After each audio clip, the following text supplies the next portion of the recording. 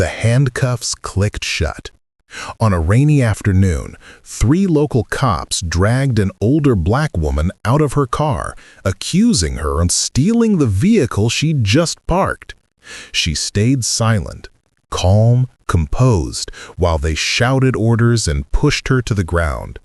But when one of them snatched her phone, she looked up slowly and said in a voice cold as steel, "Officer, that's a direct line to the Pentagon." Her name was General Helena Brooks, though no one in that small southern town knew it. To them, she was just Miss Brooks, the quiet woman who'd recently moved into the old farmhouse on the hill.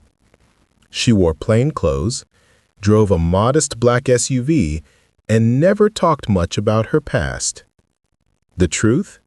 She'd retired only 6 months ago, the first black woman ever to hold a 4-star general's rank in the U.S. Army. She had led soldiers through war zones, negotiated hostage releases, and sat in rooms where global decisions were made. But all she wanted now was peace. Until that day, when peace ended with flashing lights in her rearview mirror. She had barely stepped out of her SUV when one officer said, "Whose car is this, ma'am?" And from there, everything went wrong. They accused her of resisting. She explained calmly that it was her vehicle, registered in her name, but they didn't check.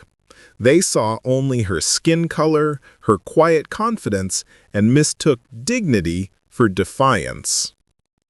When she reached for her phone to call her attorney, one of them slapped it out of her hand. It hit the ground, the screen lighting up with one saved contact labeled Pentagon Ops Secure.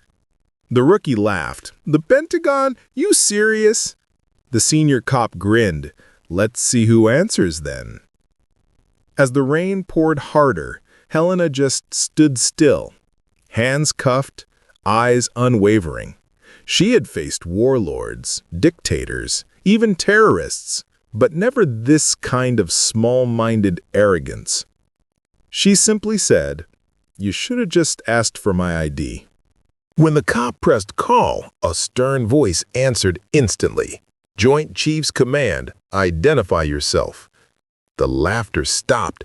This is Officer Miller from a local PD, just detaining someone claiming..." Before he could finish, the voice cut in. "Detaining General Helena Brooks? Put her on the line, now." Helena spoke softly into the phone. "This is Brooks. I'm being detained without cause."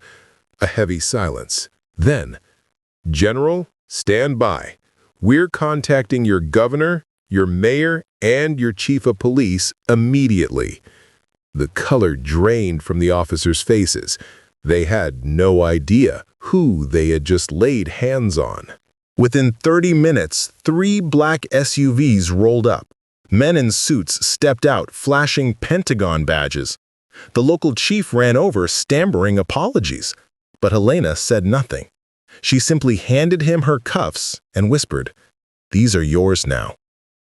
Each officer was suspended pending investigation. The footage went viral. Millions watched as the country's first black female 4-star general was humiliated in her own hometown.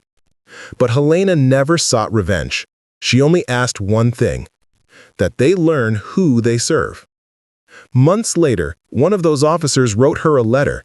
He said her silence that day had changed him more than any punishment could. And Helena Brooks? She went back to her quiet farmhouse, tending her garden. Because true power doesn't shout. It just waits for the world to remember who it's talking to.